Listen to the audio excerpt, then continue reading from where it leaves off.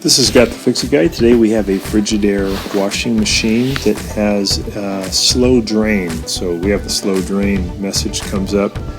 Also, you may just have one that doesn't drain all the way with the end of the cycle. You notice there's always water left.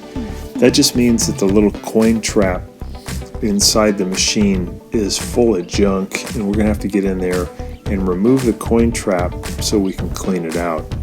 This machine is kind of located underneath a cabinet, so I'm going to disconnect everything and get the machine fully disconnected from the drain, from the water lines, from the power, and then I'll be able to tilt it back and remove the coin trap. Some machines, the coin trap is really easy to get to. You don't have to do any kind of disassembly at all. You can just open up a panel in the upper or lower left-hand corner. And other brands like this one is a little bit harder. You've got to... Hey guys, can you take just a second to click on the subscription link below? It really helps our channel, and also the bell notification.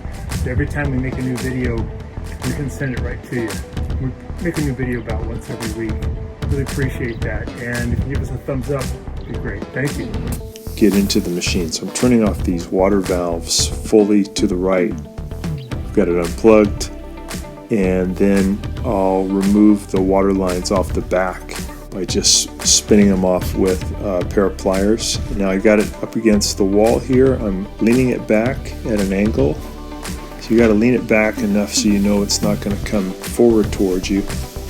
But I think it's still wise to support it with something underneath, so in case it did rock towards you, it wouldn't fall on your hand or fall on your head. Now we got it rocked back. Everything's disconnected.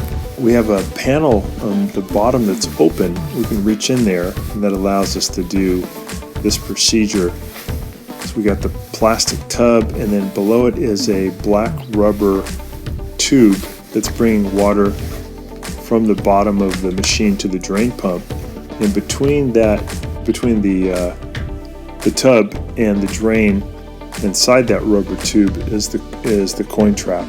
So I'm going to remove the little clamp that holds it on.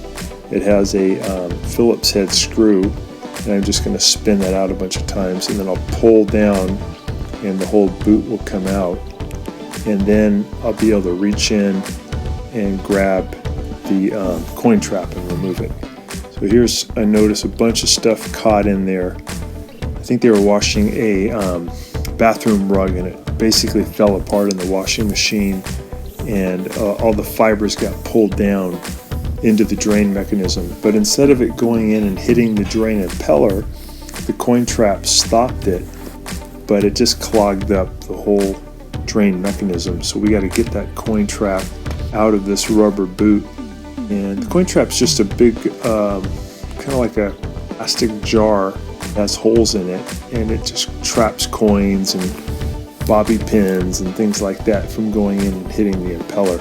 This procedure is a little tricky because you're doing it at a weird angle and it's hard to see, so just be patient, take your time. I'm just removing all the debris that's in there. Up into the tub, getting out as much as I can too.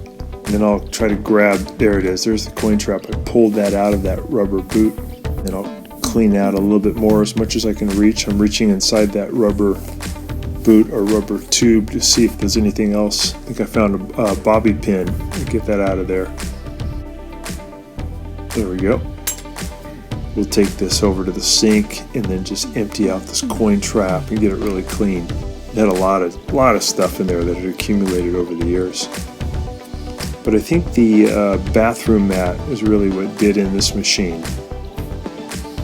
So we advise people never to wash bathroom rugs with their washing machine, especially front loaders, because it really damages the machine. And the bathroom mats often fall apart during the wash process. So we got it nice and clean, and now we'll do the reassembly.